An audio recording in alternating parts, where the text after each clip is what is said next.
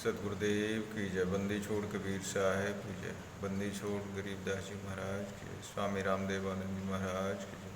बंदी छोड़ सतगुरु रामपाल जी महाराज की जय। सत साहेब।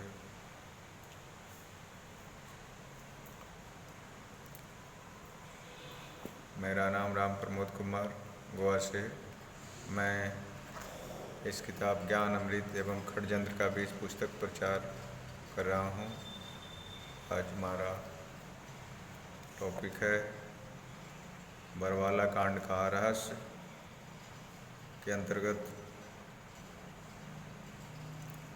आज आप लोगों को बता दूं कि दिनांक 24/9/14 को चंडीगढ़ सेक्टर 17 रैली मैदान में उपस्थित थे। लेखक के विषय में बता रहा हूँ। लेखक उस समय चंडीगढ़ रैली मैदान में उपस्थित थे।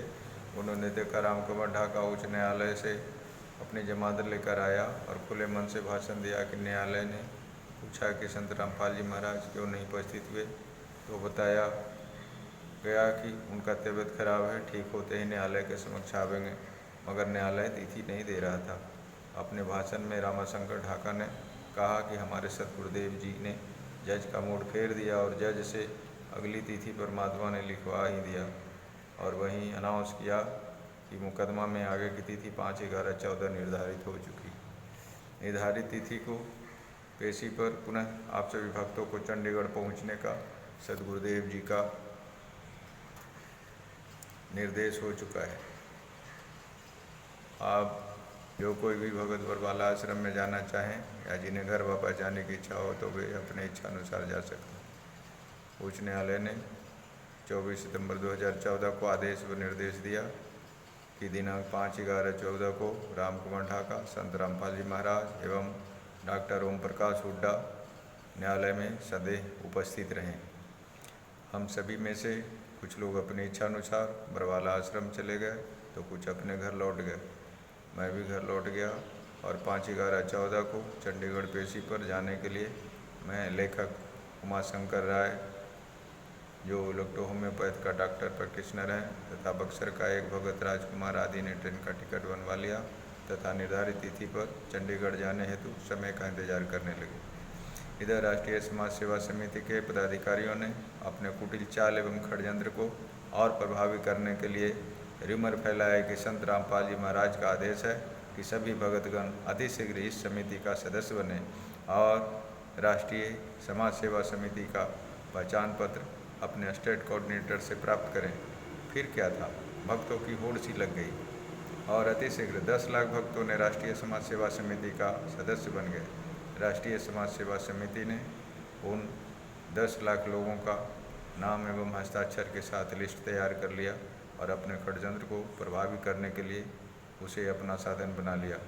अपना जनबल दिखाने, न्यायालय पर दबाव बनाने के नियत से 10 लाख सदस्यों की लिस्ट को रोहतक सत्र न्यायालय में दायर किया और धमकाया कि ये सारे सदस्य चंडीगढ़ पेशी में जाएंगे। इतना ही नहीं, राष्ट्रीय समाज सेवा समिति ने अपने षड्यंत्र के विष को और विषाक्त बनाने के लिए चंडीगढ़ केंद्र शासित प्रदेश के पुलिस पदाधिकारियों के नाम समिति के अध्यक्ष रामकुमार ढाका की ओर से धमकी भरा पत्र लिखा गया। पत्र में यह लिखकर धमकाया गया था कि दिनांक 5/11/14 को हम 1 लाख सदस्य चंडीगढ़ में पेशी पर आते हैं, रोकने की ताकत हो तो हमें रोक लो।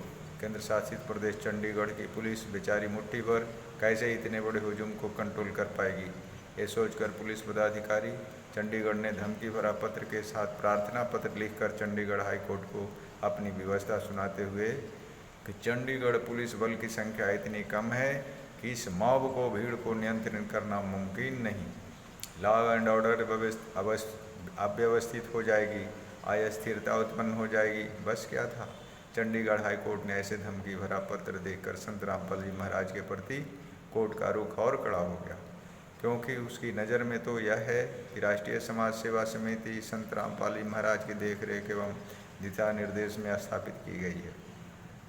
और दूसरी बात यह कि वे अपने अनुयायियों को मना करते तो वे अनुयायी उनकी मानकर कोई अपराधयुक्त कृत्य नहीं करते, अतः उनकी पूर्णतः जानकारी में हरकृत की गई। यह विचार करने की बात है कि वे जज परमात्मा के विधान से वाकिफ नहीं होता, संत को संत मानकर नहीं चलता, बल्कि एक साधारण जीव मानकर ही चलता है, जिसके कारण जगत में प्रचलित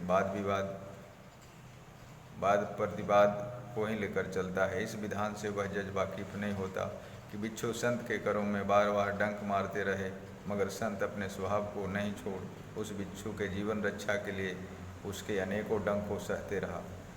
उसके डंक मारने का परवाह न कर उस डूबते बिच्छू का जीवन की रक्षा के लिए प्रयत्नशील रहा।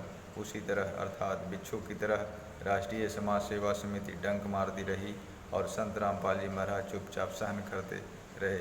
जिस तरह बिच्छू के डंक मारने की प्रक्रिया को पथिक देखकर संत को मूर्ख एवं बेवकूफ़ ही समझ रहा था कि उसे छोड़ क्यों नहीं देता, चुपचाप सहन क्यों करता है, उसे मरने देता, उसी तरह जज महोदय यह समझ रहा होता है कि राष्ट्रीय समाज सेवा समिति के लोगों को मना कर रहा होता तो वे ऐसा अपराध नहीं किए होते।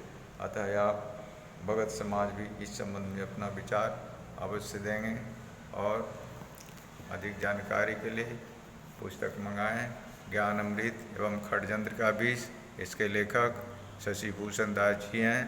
इनका मोबाइल नंबर 99 315 92 093। एक बार फिर से 99 315 92 093। सत साहेब जय बंदी छू।